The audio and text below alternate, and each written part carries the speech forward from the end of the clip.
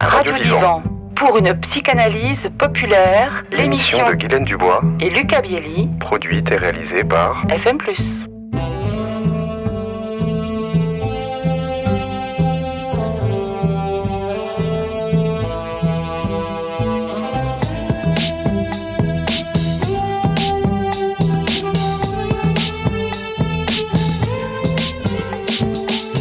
Bonjour Lucas Bielli.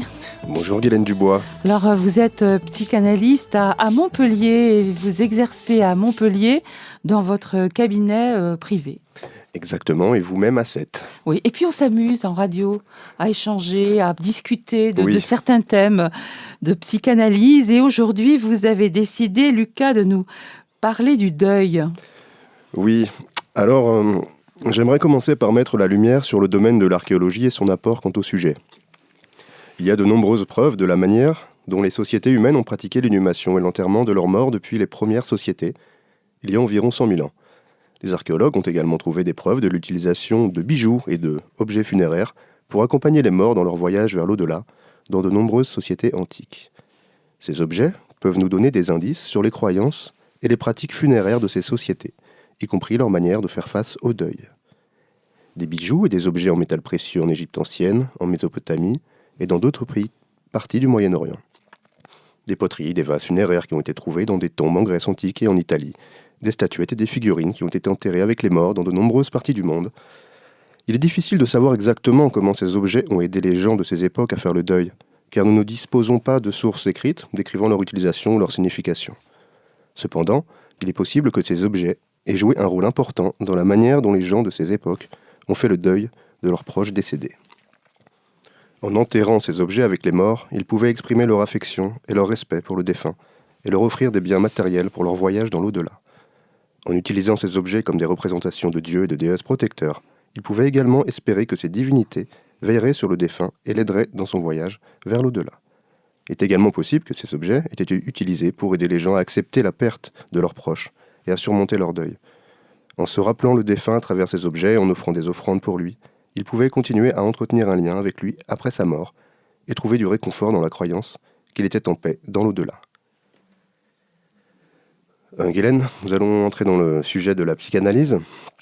Alors, selon Sigmund Freud, le deuil est un processus normal et naturel qui survient lorsque nous perdons un être cher ou quelque chose de significatif dans notre vie.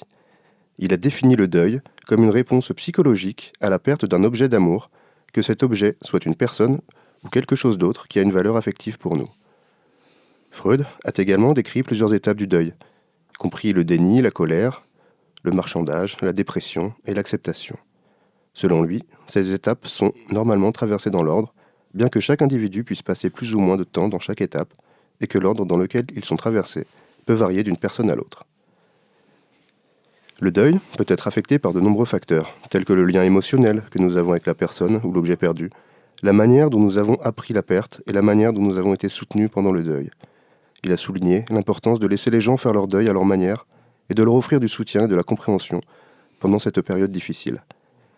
Alors Guylaine, il est important de se rappeler que chaque personne fait son deuil à sa manière et qu'il n'y a pas de bonne ou de mauvaise manière de faire son deuil. En tant que psychanalyste, notre rôle est de soutenir la personne et de l'aider à trouver des moyens de faire face à sa douleur et de se remettre de sa perte de manière saine. Pour finir, je vous propose cette citation de feu la reine Élisabeth II. « Le deuil est le prix que nous payons pour avoir aimé. » Merci Lucas pour ce travail sur cette notion de deuil. J'ai beaucoup aimé la façon dont vous rappelez la présence des objets indispensables à faire ce travail-là. On voit bien que ça remonte à une histoire ancienne, hein. Déjà dans l'archéologie en Égypte, on a bien vu la place de l'objet pour faire ce travail que vous mentionnez. Oui, c'est à la fois, ça permet d'absorber une grande douleur et aussi de faire face à l'inconnu, qui est la mort. Et effectivement, on retrouve ça dans toutes les civilisations. Alors, je me suis intéressée dans votre exposé, Lucas, à faire le lien avec le travail qu'avait fait Sigmund Freud avec la mélancolie. Parce que c'est un état qui est proche du deuil. Il l'a d'ailleurs concrétisé, théorisé dans un livre qu'il a publié en 1917, Un deuil et mélancolie.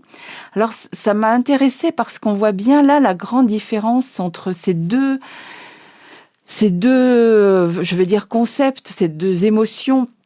La mélancolie est donc caractérisée par une humeur triste, le sentiment d'un gouffre infini, comme il le dit, l'extinction du désir et de la parole avec une impression d'hébétude suivie d'exaltation, avec un attrait irrésistible pour la mort, les ruines, la nostalgie et le deuil.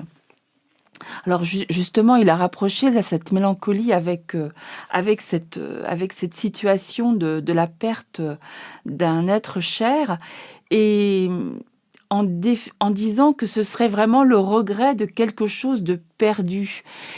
Il dit aussi, pour aller encore plus loin, que la mélancolie serait la forme pathologique du deuil. Parce qu'en effet, dans le travail du deuil que vous avez décrit, Lucas, le sujet, il se détache progressivement de l'objet perdu. C'est tout l'objet de son travail. Alors que dans la mélancolie, il y a une sorte de phénomène, peut-être pas inverse, mais en tout cas opposé, qui consiste à se sentir coupable de la mort survenue, et même de la dénier. Et même encore, ça va plus loin, se sentir possédé par le défunt, ou encore atteint de la maladie qui a entraîné la mort. Et là, au lieu de considérer la perte de l'objet perdu, de s'en détacher peu à peu, le sujet dans la mélancolie va s'identifier à cet objet perdu au point de se perdre lui-même. Alors, dans la mélancolie, justement, il y a une impossibilité de faire le deuil de cet objet perdu. Contrairement à tout ce que vous avez décrit sur la perte, non pathologique de l'objet perdu. D'ailleurs, Guylaine, ça me fait penser, est-ce qu'on ne pourrait pas dire dans ce cas-là que Orphée était mélancolique et n'a pas pu s'empêcher d'aller essayer de rattraper Perséphone aux enfers, quitte à se perdre lui-même ? Et quelle belle conclusion, Lucas. Et nous retrouverons notre échange, votre exposé, puis notre échange, non seulement sur le site de la radio FM+, dans les podcasts Radio Divan, mais aussi sur la chaîne YouTube que vous mettez peu à peu à jour. Exactement, oui, la chaîne YouTube Radio Divan. Au revoir. Au revoir. C'était Lucas Bielli et Guylaine Dubois pour Radio Divan, une émission produite et réalisée par FM+. Sur une musique originale de William Balfour, à retrouver sur radiofmplus.org, sur YouTube et Deezer.